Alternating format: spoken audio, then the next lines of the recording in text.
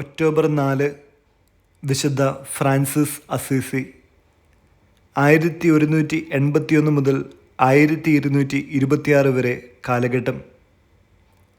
അസീസിയിലെ ഒരു പ്രമുഖ പട്ടുവ്യാപാരിയായ പീറ്റർ ബെർണാഡിൻ്റെ മൂത്ത മകനാണ് വിശുദ്ധ ഫ്രാൻസിസ്. അമ്മ മകനെ പ്രസവിക്കാറായപ്പോൾ ഒരു അജ്ഞാത മനുഷ്യൻ ആ സ്ത്രീയോട് അടുത്തുള്ള കാലിത്തൊഴുത്തിലേക്ക് പോകുവാൻ ഉപദേശിച്ചു. അവൾ അങ്ങനെ ചെയ്യുകയും ഫ്രാൻസിസ് ക്രിസ്തുവിനെ പോലെ കാലിത്തൊഴുത്തിൽ ജനിക്കുകയും ചെയ്തുവെന്ന് ഒരു ഐതിഹ്യമുണ്ട്. ഫ്രാൻസിസ് ഫ്രഞ്ച്, ലത്തീൻ ഭാഷകളിൽ പ്രാവീണ്യം നേടി.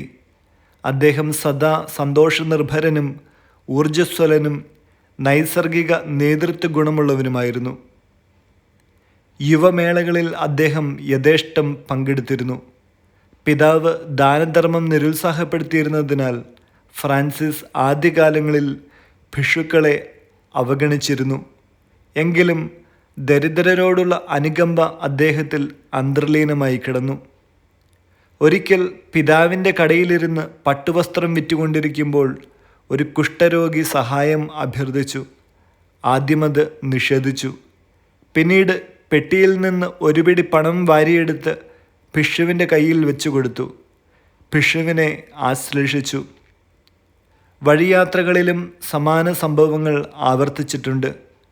ഭിക്ഷുവായ കുഷ്ഠരോഗിയെ ആശ്ലേഷിക്കുമ്പോൾ വിശുദ്ധ കുർബാന സ്വീകരിക്കുമ്പോഴുള്ള അതേ അനുഭവമാണ് സിദ്ധിച്ചിരുന്നത്. ലൗകികായാധികത്വവും ദൈവസ്നേഹവും കലർന്ന ആ ജീവിതത്തിൽ കൂട്ടുകാരോടുകൂടെ ഉല്ലസിച്ചിരുന്നു. അസീസിയുടെ യുദ്ധങ്ങളിൽ അദ്ദേഹം പങ്കുചേർന്നു. ഒരു യുദ്ധയാത്രയിൽ സ്പൊളേറ്റോയിൽ വെച്ച് ഫ്രാൻസിസ് ദൈവത്തിൻ്റെ സ്വരം കേട്ടു. ആരെ സേവിക്കുകയാണ് ഉത്തമം, യജമാനനെയോ ദാസനെയോ? യജമാനനെ തന്നെ എന്ന് അയാൾ തീർത്തു പറഞ്ഞു. എന്നാൽ വീട്ടിലേക്ക് മടങ്ങൂ, പിന്നീട് എന്തു ചെയ്യണമെന്ന് അവിടെ ചെല്ലുമ്പോൾ അറിയിക്കാം. അങ്ങനെ പുതിയ ജീവിതം ആരംഭിച്ചു. അക്കാലത്ത് വിശുദ്ധ പീറ്റർ ഡാമിയൻ്റെ ദൈവാലയം കേടുവന്നു കിടക്കുന്നതും താനത് താങ്ങിയിരിക്കുന്നതും ഫ്രാൻസിസ് സ്വപ്നത്തിൽ കണ്ടു. അദ്ദേഹം ഉടനെ വീട്ടിൽ നിന്ന് പണമെടുത്ത് ദൈവാലയം കേടുപോക്കി. പിതാവ് ഫ്രാൻസിസിനെ വീട്ടിൽ വെച്ച് പ്രഹരിക്കുകയും മെത്രാനച്ചനോട് പരാതിപ്പെടുകയും ചെയ്തു. ഫ്രാൻസിസ് അരമനയിൽ ചെന്ന് വിലപിടിച്ച തൻ്റെ വസ്ത്രങ്ങൾ അഴിച്ചുവെച്ച് അവയും കുടുംബസ്വത്തിലുള്ള തൻ്റെ ഓഹരിയും പിതാവ് യഥേഷ്ടം ഉപയോഗിച്ചു കൊള്ളട്ടെ എന്ന് രേഖപ്പെടുത്തി. മെത്രാൻ നൽകിയ ഒരു രോമവസ്ത്രത്തോടെ തെരുവീതിയിലേക്ക് ഇറങ്ങി. ഫ്രാൻസിസ് തന്നോട് തന്നെ പറഞ്ഞു, ഇനിമേൽ ദൈവം മാത്രമേ എനിക്ക് പിതാവായിട്ടുള്ളൂ. എനിക്കിപ്പോൾ സ്വർഗസ്ഥനായ പിതാവേ എന്ന് പരമാർത്ഥമായി വിളിക്കാം. എൻ്റെ ദൈവമേ, എൻ്റെ സർവസ്വമേ എന്നതായി ജീവിത തത്വം. തെരുവീതിയിലേക്ക് ഇറങ്ങിയ ഫ്രാൻസിസിന് ശിഷ്യന്മാർ ധാരാളമുണ്ടായി. അങ്ങനെ ഫ്രാൻസിസ്കൻ സഭ ആരംഭിച്ചു. 6 പട്ടം വരെ അദ്ദേഹം സ്വീകരിച്ചു. എന്നാൽ പൗരോഹിത്യം സ്വീകരിക്കാൻ വിനയം അനുവദിച്ചില്ല.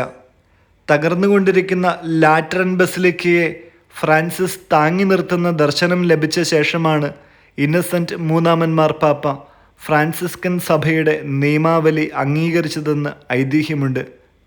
1224 കുരിശിൻ്റെ പുകഴ്ചയുടെ തിരുനാളിൽ ക്രിസ്തു തൻ്റെ പഞ്ചക്ഷതങ്ങൾ ഫ്രാൻസിസിൽ പതിച്ചു.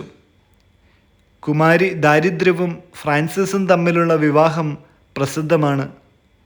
എന്നെ സമാധാനത്തിൻ്റെ ഉപകരണമാക്കണമേ എന്ന പ്രാർത്ഥന, സൂര്യകീർത്തനം മുതലായവ അനേകരെ സ്പർശിച്ചിട്ടുള്ള കൃതികളാണ്.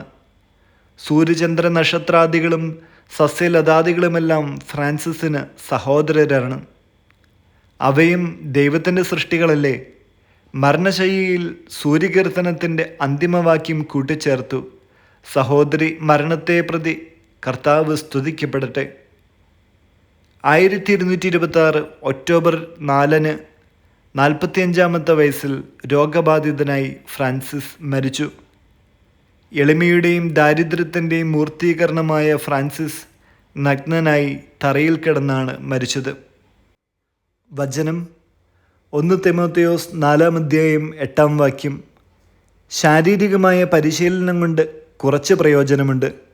എന്നാൽ ആത്മീയത എല്ലാവിധത്തിലും വിലയുള്ളതാണ്. എന്തുകൊണ്ടെന്നാൽ അത് ഈ ജീവിതത്തെയും വരാനിരിക്കുന്ന ജീവിതത്തെയും സംബന്ധിക്കുന്ന വാഗ്ദാനങ്ങൾ ഉൾക്കൊള്ളുന്നു. വിചിന്തനം: ക്രിസ്തുവിൻ്റെ പകർപ്പായിരുന്നു ഫ്രാൻസിസ് അസീസി. വിനീത നിസ്വൻ. 1 ഡസൻ ഫ്രാൻസിസ് അസീസിമാർ റഷ്യയിൽ ഉണ്ടാകുകയാണെങ്കിൽ റഷ്യ മാനസാന്തരപ്പെടുമെന്ന് കമ്മ്യൂണിസ്റ്റ് നേതാവായ ലെനിൻ അഭിപ്രായപ്പെട്ടിട്ടുണ്ട്.